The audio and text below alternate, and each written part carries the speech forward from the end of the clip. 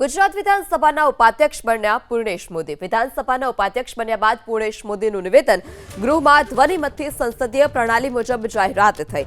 ગુજરાત એટલે વિકાસની રાજનીતિ, દેશ અને દુનિયામાં ગુજરાત અગ્રેસર છે। સંસદીય પ્રણાલિકા મુજબ લોકશાહી મુજબ મને ઉપાધ્યક્ષ તરીકેની મારી ઘોષણા કરવામાં આવી। એ બદલ સૌ આગેવાનોનો હું હૃદયપૂર્વકનો આભાર માનું છું।